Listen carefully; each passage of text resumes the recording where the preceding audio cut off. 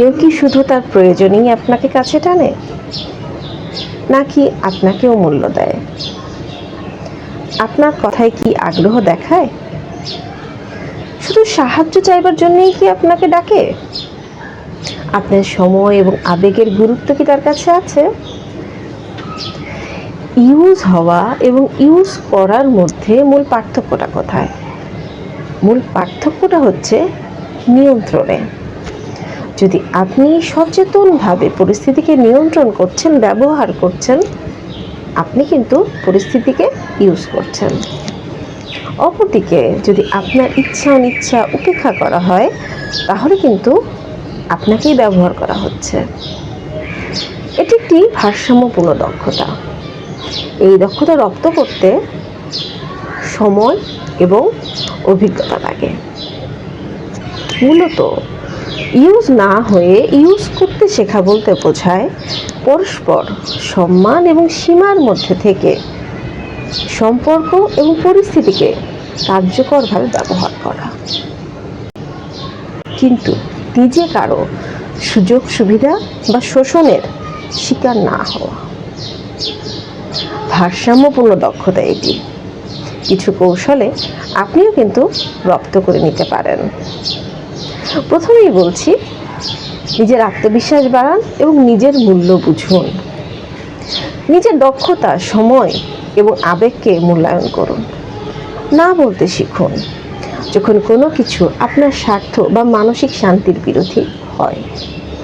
সহকর্মীর বাড়তি চাপ যেটা আপনার ঘাড়ে চাপানো হয়, সেক্ষেত্রে আপনি বলতে পারেন, আমি এখন ব্যস্ত আছি, নিজে করুন, অথবা পরে আমি আপনাকে সাহায্য করতে পারবো। স্পষ্টভাবে সীমানা নির্ধারণ করুন। সম্পর্ক বা কাজে কি গ্রহণযোগ্য আর কি গ্রহণযোগ্য নয়, তা স্পষ্টভাবে আগেই জানিয়ে দিন, আগেই ঠিক করে রাখুন, এবং অন্যেরা যেন আপনার সেই সীমানা লঙ্ঘন করতে না পারে, তাও শান্তভাবে তাদেরকে জানিয়ে দিন। বন্ধু যদি শুধুই প্রয়োজনে যোগাযোগ করে, তো বন্ধুকে বলুন, আমি শুধু প্রয়োজনেই নয়, নিয়মিতই কথা বলতে চাই। পরিস্থিতি এবং মানুষের মনোভাব বিশ্লেষণ করুন। কেউ কি শুধু তার প্রয়োজনেই আপনাকে কাছে টানে, নাকি আপনাকেও মূল্য দেয়? আপনার কথায় কি আগ্রহ দেখায়? শুধুমাত্র সাহায্য চাইবার জন্যই কি আপনার সাথে যোগাযোগ করে? আপনার সময় এবং আবেগের কি মূল্য দেয়? খেয়াল করুন। পারস্পরিক সুবিধা নিশ্চিত করুন। কোনো সম্পর্ক বা লেনদেন যেন একপক্ষীয় না হয়ে যায়। যদি কর্মক্ষেত্রে অতিরিক্ত চাপ নিয়ে থাকেন, তো তার বিনিময়ে আপনি স্বীকৃতি চাইতেই পারেন। বন্ধুত্বে শুধু দেওয়া নয়, নেওয়াটাও কিন্তু জরুরি। কৌশলগতভাবে যোগাযোগ করুন। সরাসরি কিন্তু বিনয়ী ভাষায় নিজের চাহিদা প্রকাশ করুন। আমি তোমাকে তোমার কাজে সাহায্য করেছি, তাই আমি চাইছি আমার আগামী প্রজেক্টে তুমিও আমাকে একটু হেল্প করো। ম্যানিপুলেটিভ বা স্বার্থপর লোকদের অবশ্যই এড়িয়ে চলবেন। অন্যের উপর অতিরিক্ত নির্ভরশীলতা কমান। নিজের সমস্যা নিজের সমাধানের সক্ষমতা অর্জন করুন, যাতে করে কেউ আপনাকে ইউজ করতে না পারে।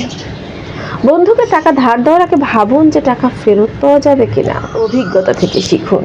কেউ যদি আপনাকে একবারও যদি ব্যবহার করে থাকে, তবে এটাকে শিক্ষা হিসেবে নিন, এবং ভবিষ্যতে যেন এই ধরনের ভুল না হয় আপনার, তা এড়াতে যথেষ্ট সচেতন থাকুন। সেলফ কেয়ার প্রায়োরিটাইজ করুন। খেয়াল করুন আপনার শারীরিক মানসিক শক্তি যেন অপচয় না হয়। টক্সিক মানুষ এবং পরিস্থিতি থেকে নিজেকে সর্ব অবস্থায় দূরে রাখুন।